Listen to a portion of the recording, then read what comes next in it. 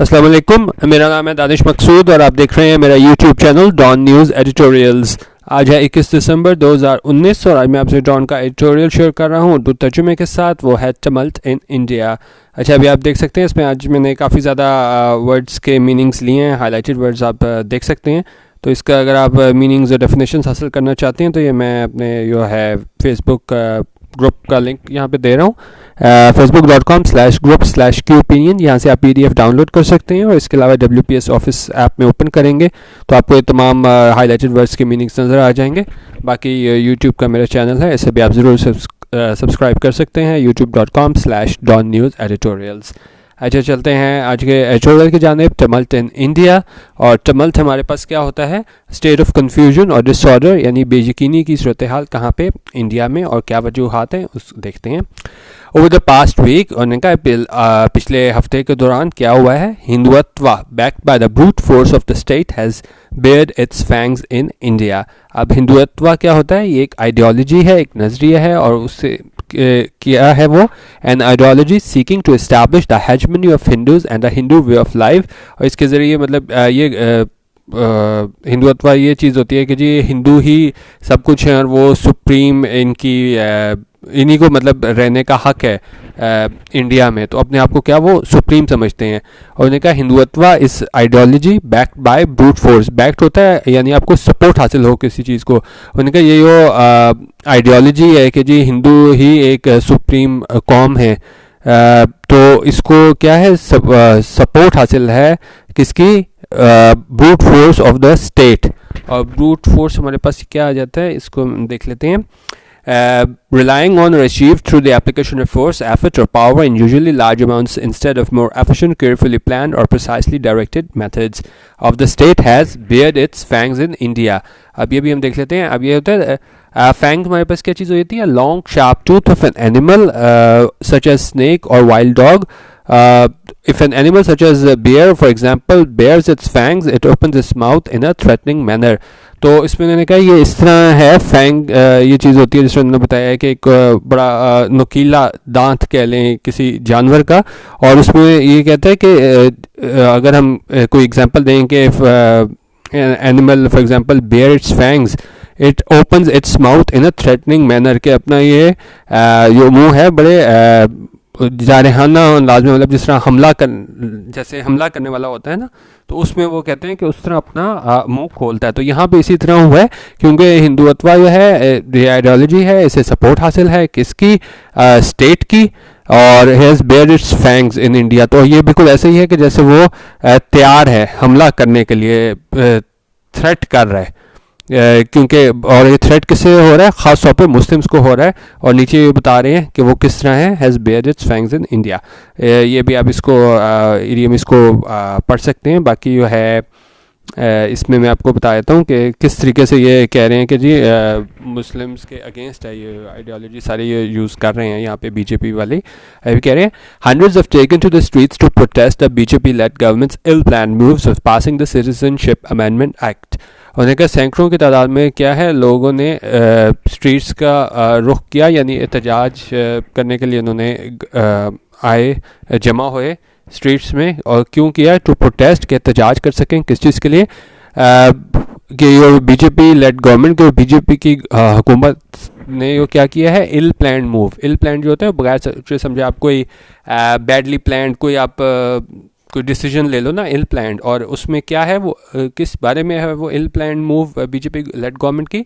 Move of passing the citizenship amendment act. और उसमें उन्होंने पास किया है क्या? Citizenship amendment act. और ये हमारे पास क्या है? The Citizenship Amendment Act 2019 was passed by the Parliament of India on 11 December 2019। उन्होंने कहा ये जो एक्ट था ये पास हुआ है 11 दिसंबर 2019 को। It amended the citizenship of 1995। और इस पहले ये 1955 का हमारे पास एक्ट था, लेकिन अभी हमारे अमेंडमेंट के बाद जो है 2019 का आ चुका हुआ है। और इसमें क्या है इसमें अमेंडमेंट क्या इन्होंने किया है? By providing a path to Indian citizenship. और इसमें जो है इंडियन सिटीजनशिप यानी शहरियत किनको दी जा रही है? Hindu, Sikh, Buddhist, Jain, Parsi and Christian religious minorities fleeing persecution. जो मतलब अगर इन पे इस जो हैं मज़हब के मानने वाले लोगों पे अगर कोई जुल्म हो रहा होगा तो फ़र्ज़ करें अगर कोई पाकिस्तान, बांग्लादेश या अफ़गानिस्तान में इस कौमियत के लोगों पे जुल्म हो रहा होगा तो वो इंडिया आ सकते हैं और उन्हें सिटीज़नशिप दी जाएगी। लेकिन यहाँ पे क्या है, इन्हें यहाँ पे मुस्लिम्स का जो है वो नाम नहीं है। उन्होंने कहा सिर्फ जो नॉन मुस्लिम रेफ्यूजीज़ ये होंगे इंडिया के नेबरिंग कंट्री से, वही सिटीज़नशिप के लिए, शहरियत के लिए अप्लाई कर सकते हैं। अब आगे क्या कह रहे हैं, अब आगे आपको बता रहे हैं कि सिटीजनशिप अमेंडमेंट एक्ट उसमें क्या था कि विच अलाउस, यो के अलाउ करता है, इजाज़त देता है क्या, ओनली नॉन मुस्लिम रेफ्यूजीज़ के। रेफ्यूजीज़ हमारे पास क्या होते हैं, refugee generally speaking a displaced person who has been forced to cross national boundaries and who cannot return home safely. Such a person may be called an asylum seeker until granted refugee status by the contracting state or the UNHCR if they formally make a claim for asylum. तो उन्होंने कहा ये सिर्फ non Muslim को refugees को जो है from some of India's neighbouring states to apply for citizenship, तो जो इंडिया की नेबरिंग स्टेट्स में से उसमें मुस्लिम्स के अलावा जो दूसरी कौमियत के लोग हैं वही अप्लाई कर सकते हैं भारत की शहरियत के लिए। And the introduction of the national register of citizens, उन्होंने कहा एक तो ये हमारे पास सिटीजनशिप अमेंडमेंट एक्ट था और दूसरी क्या चीज़ थी हमारे पास इस प्लान मूव्स में, उसमें थी introduction of national register of citizens, और उसमें क्या है widely seen as a fig leaf. Fig leaf क्या होता है, I think intended to conceal a difficulty और एम्बेरसमेंट, अगर अपनी शर्मिंदगी मिटाने के लिए कोई काम करो ना तो फिर वो introduction of national register of citizens इन्होंने इंट्रोड्यूस कराया। क्यों, क्योंकि आप जो इनकी एम्बेरसमेंट थी चीज़ कि इंडियन मुस्लिम्स को शहरियत stripping Indian Muslims of citizenship, stripping का मतलब होता है महरूम करना, तो उन्होंने कहा जो इंडियन मुस्लिम्स हैं उनको शहरियत से महरूम करने के लिए क्या किया है, तो उसके लिए उन्होंने इंट्रोड्यूस कराया है नेशनल रजिस्टर ऑफ सिटीजन। तो इसको हम ये भी कह सकते हैं कि ये देखा जा सकता है एज अ फिग लीफ के उन्होंने ये इसलिए किया है क्योंकि जो इनकी शर्मिंदगी है वो उसकी सिटीजनशिप अमेंडमेंट एक्ट की वजह से उसकी है शर्मिंदगी, उसको दूर किया जा सके। Clearly, there is an Islamophobic agenda behind these diabolical moves by the Modi clique. उन्होंने कहा इस्लामोफोबिक एजेंडा मौजूद है, यानी तासुब मौजूद है इस्लाम के ख़िलाफ़, क्योंकि आप जब कह रहे हो कि जी इस जो हमारा अमेंडमेंट एक्ट आया उसमें मुसलमान के अलावा बाकी सारे लोग अप्लाई कर सकते हैं इंडियन नेशनलिटी के लिए, तो उन्होंने कहा यहाँ पे इस्लामोफोबिक एजेंडा हमें नज़र आ रहा है behind this diabolical moves. Diabolical क्या होता है, डिस्ग्रेसफुली बैड और अनप्लेजेंट। सिमिलर में हमारे पास आया था very bad, poor, dreadful, awful, terrible, Fightful, disgraceful, shameful, deplorable, appalling, ये सारे इसके सिमिलर मीनिंग्स हैं। तो उन्होंने कहा डायबॉलिकल मूव्स थी और किसकी जानिब से थी, मोदी क्लिक। क्लिक क्या होता है हमारे पास, क्लिक हम देख लेते हैं, अ नैरो एक्सक्लूसिव सर्कल और ग्रुप ऑफ पर्सन स्पेशली, उन्होंने कहा एक कुछ लोगों का एक आप सर्कल कह लें, ग्रुप ऑफ पर्सन्स कह लें, और वो किस तरह बुनियाद पर इकट्ठे हुए होते हैं, one held together by common interest, views और पर्पसेस, तो उसकी बुनियाद पे हम कह सकते हैं कि वो क्या है, वो क्लीक है। उन्होंने कहा ये क्लीक भी क्या है, मोदी क्लीक कह लेंगे, यानी कि इनके जो आइडियोलॉजी थी हिंदुत्व की कि जी हिंदू ही कौमियत जो सुप्रीम है, तो उसमें उन्होंने कहा ये एजेंडा हमें नज़र आता है, there is an Islamophobic agenda behind this diabolical moves. ये अमेंडमेंट एक्ट और हमारे पास नेशनल रजिस्टर ऑफ सिटीजन, ये एक हमें इसमें एजेंडा नज़र आता है, Islamophobic agenda,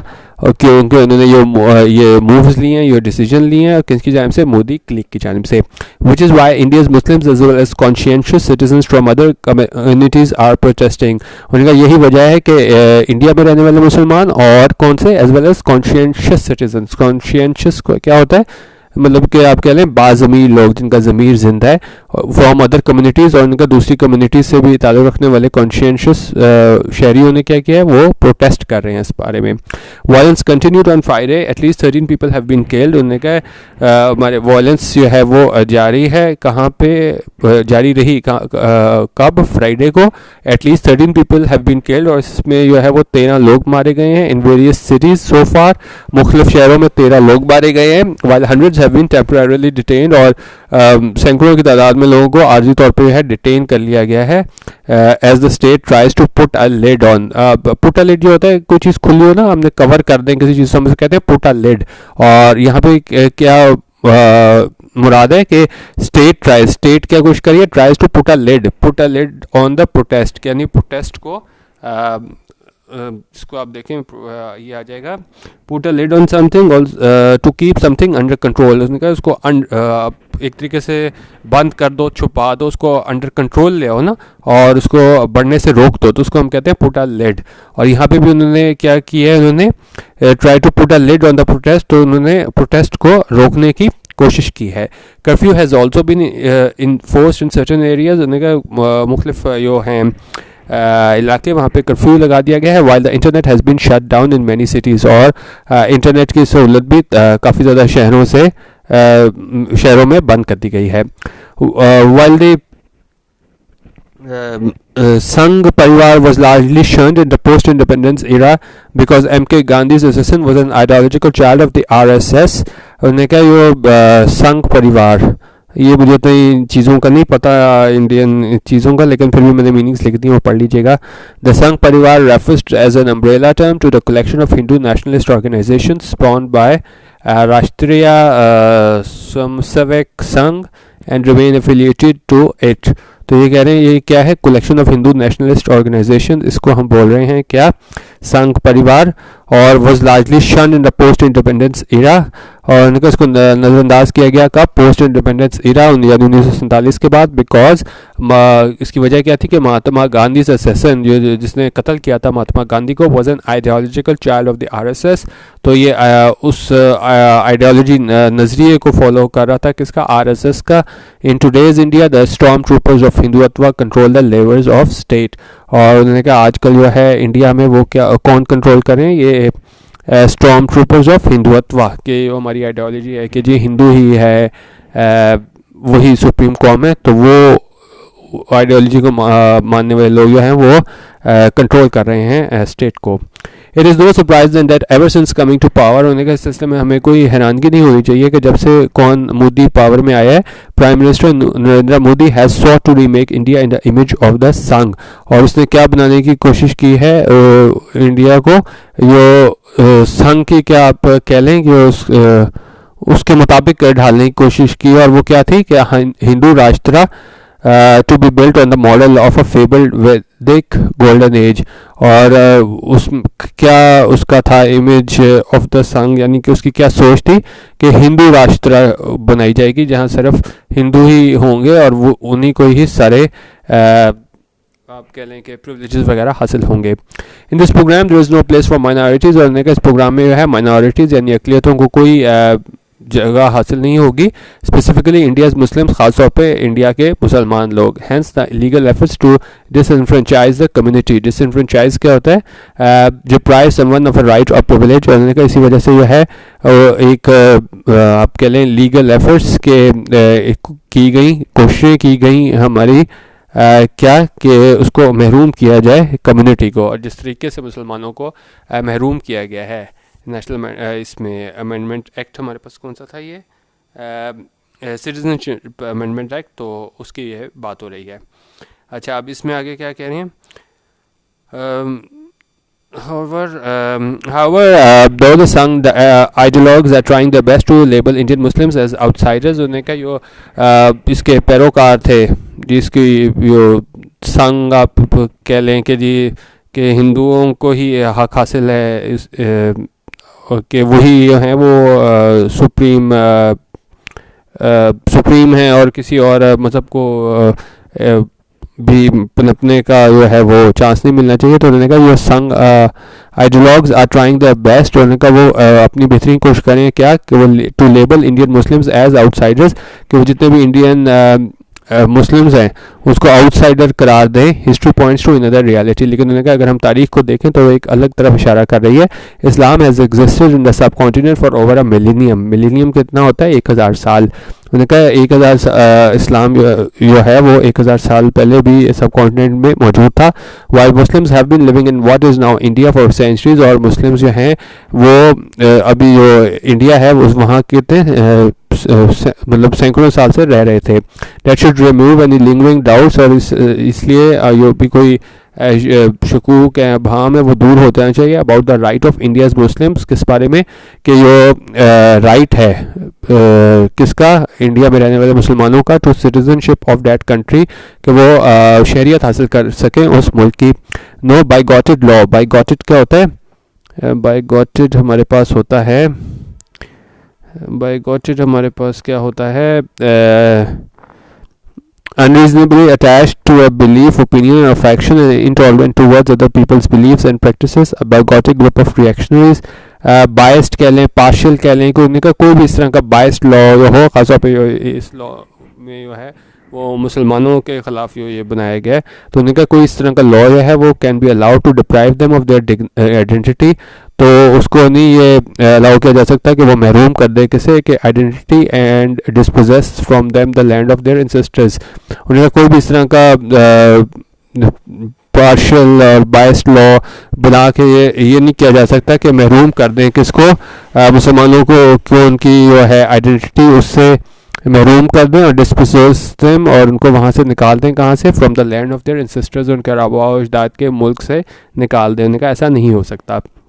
As India drops the facade of a secular democracy, उन्होंने कहा इंडिया ने ड्रॉप कर दिया यानी छोड़ दिया है, क्या facade क्या होता है हमारे पास, डिसेप्टिव आउटवर्ड अपीयरेंस, मतलब पहले अपने आप को साबित करने की कोशिश कर रहे थे कि नहीं जी हम सेकुलर मुल्क हैं, लेकिन क्योंकि अब इंडिया ने वो गिरा दिया है फैकेट किसका, कि सेकुलर डेमोक्रेसी का, and champions the politics of hyper nationalism, और अपने आप को क्या वो कर रहे हैं कि जी हम चैम्पियन हैं किस चीज़ में, extreme nationalism, the belief in superiority of one's nation, तो और वो अपने आप को कह रहे हैं कि नहीं जी हम उसमें हाइपर नेशनलिज्म में बिलीव करते हैं। The international community needs to speak up, उन्होंने कहा इंटरनेशनल कम्युनिटी को ज़रूरत है कि नीड्स टू स्पीक अप, कि वो बोले, क्योंकि जिस तरीके से हिंदू अपनी हिंदुत्व आइडियोलॉजी को आगे लेके चल रहे हैं बीजेपी लेड गवर्नमेंट में, तो यकीनन खासतौर पर मुसलमानों के लिए है वो यहाँ पे बहुत ज़्यादा मुश्किलात हो चुकी हुई हैं। Under the Modi regime Muslims have been lynched, उन्होंने कहा मोदी रिजीम के अंडर क्या हुआ है, Muslims have been lynched. Lynch जो होता है ग्रुप, अगर कोई एक ग्रुप बहुत मजमा हो ना, वो किसी को मार दे for an alleged offence without a legal trial, legal trial के बगैर ही आप मार दो, जिस तरह आपने यहाँ पे मिशाल खान को देखा होगा, लिंचिंग मिशाल खान केस था कि उसको पत्थर मार मार के मार दिया गया था। बाकी इसमें अगर हैंगिंग के जरिए भी मार दी जाए तो वहाँ पे उसको लिंचिंग बोलते हैं। और ये किसने किया था, किसने मुसलमानों को जो है लिंचिंग करके मारा था, बाय विजिलेंटे मॉब्स। विजिलेंटे क्या होते हैं, a member of a self-appointed group of citizens who undertake law enforcement in their community without legal authority, typical because the legal agencies are thought to be inadequate। तो उन्होंने कहा ये vigilante mobs की जानिब से वो मार दिया गया था मुसलमानों को लिंच करके, और किस चीज़ पे, ऑन सस्पिशंस ऑफ कंज्यूमिंग और ट्रांसपोर्टिंग बीफ, और क्या शकूक को शुबात है कि उन्होंने या तो वो बीफ खाई है या कि वो एक जगह से दूसरी जगह ले गए ट्रांसपोर्ट कर रहे हैं बीफ को। And the world has kept silent, और दुनिया जो है वो खामोश रही है। अंडर द बीजेपी डिस्पेंसेशन, उन्होंने कहा बीजेपी की हुकूमत के अंदर क्या है, Indian held Kashmir has been under lockdown, और India held Kashmir has been under lockdown है क्योंकि जैसे आपको पता है वहाँ पे बिल्कुल ही ना इंटरनेट की सहूलियात है, ना बिल्कुल लोग कट के रह गए हैं दुनिया से, तो वो क्या है, वो अंडर लॉकडाउन है, क्लैम्प डाउन है फॉर मंथ्स, और महीनों से जो है वो ऐसी सूरत हाल है। And it's people held prisoner, और उस वहाँ के लोग हैं वो बिल्कुल एक कैदियों की तरह ज़िंदगी गुजार रहे हैं। But the world has looked away. Looked away ये होता है कि जो दुनिया जो है उसने बिल्कुल नज़रअंदाज कर दिया है, और जो भी इनके जो मुश्किलात हैं उनकी तरफ नहीं देखा, बल्कि हैज़ लुक्ड अवे, यानी कि वो दूसरी तरफ देख रहे हैं, उन्हें से कोई फ़र्क नहीं पड़ता कि वहाँ पे क्या हो रहा है और क्या वायलेशंस हो रही हैं। Now, as New Delhi lights the fires of communalism by disenfranchising millions of Muslim citizens, will the international community still keep silent? उन्होंने कहा जो जिस तरीके से हमें नज़र आया है ये हिंदुत्व के बाद, और जिस तरह ये हमारे पास आया है, क्या चीज़ है हमारे पास, सिटीजनशिप अमेंडमेंट एक्ट, तो उन्होंने कहा क्या उसके बाद भी है क्या इंटरनेशनल कम्युनिटी है वो खामोश रहेगी। Moreover questions of identity and citizenship are best left to academics to discuss. उन्होंने कहा ये एकेडमिक्स पर छोड़ देनी चाहिए बात है कि कौन सी question of identity and citizenship की। और आगे कह रहे हैं इफ जीलॉट्स क्या होते हैं, फनेटिक लोग हो जाते हैं ना, गाइडेड बाय इमेजिन हिस्ट्रीज, और वो क्या सोचना शुरू करते हैं, इमेजिन हिस्ट्रीज, जिस तरह वो हिंदुत्व वाला सोचते हैं नहीं जी हम हमेशा से हम ही यहाँ हुकूमत करते आ रहे हैं, लेकिन मतलब जब नहीं पाकिस्तान बना था तब भी जो है वो बड़ी तादाद में बड़ी देर से मुसलमान वहाँ पे मौजूद थे। तो फिर सिर्फ ये उनका कहना कि नहीं जी हमेशा से हम ही यहाँ पे रह रहे हैं और हम ही क्या हैं सुप्रीम हैं और हमें ही जीने का हक हासिल है इंडिया में। तो और गाइडेड बाय इमेजिन्ड हिस्ट्रीज, तो वो अपनी तरफ से हिस्ट्री बनाना शुरू कर देंगे, नहीं जी मुसलमानों का यहाँ पे कोई रोल नहीं था, हिंदू ही सब कुछ है। तो उन्होंने कहा आर पुट इन चार्ज, उनको इंचार्ज बना दिया गया है ऑफ सच सेंसिटिव मैटर्स, और इतने जो संगीन मामला हैं उसका इंचार्ज बना दिया गया है। एंड वर्स, और इसमें worse given the legal powers to decide who is in who is not a citizen, और साथ ही क्या है वो लीगल पावर्स भी दे दी गई हैं कौन है और कौन नहीं है, कौन सिटीजन शहरी। और disaster is sure to ensue, disaster होता है कोई क्लेमिटी कह लें इवेंट और fact that has unfortunate consequences. उनका डिज़ास्टर यह है श्योर टू इंसू, इंसू ये होता है कि रिजल्ट हैपन। तो उनका लाजमी जिस तरीके से इन्होंने दे दिया हुई है लीगल बैकिंग के बाद दे दिया हुआ है बीजेपी लेड गवर्नमेंट में, तो लाजमी है कि कोई बड़ा नुकसान जो है वो होने को है।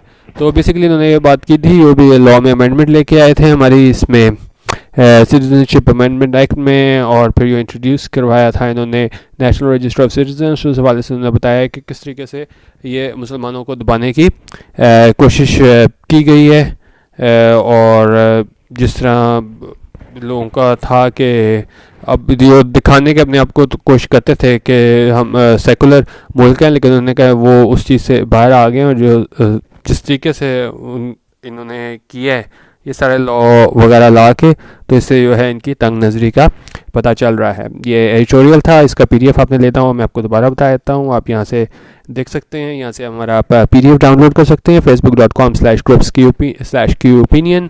इसके अलावा आप यूट्यूब पे हमारा चैनल जो है वो डॉन न्यूज़ एडिटोरियल के नाम से ज़रूर सब्सक्राइब कर सकते हैं, और मज़ीद वीडियोज़ देखने के लिए ज़रूर शेयर भी कीजिएगा फेसबुक पे भी और यूट्यूब पे भी। वीडियो देखने का बहुत शुक्रिया। अल्लाह हाफिज़ और पाकिस्तान जिंदाबाद।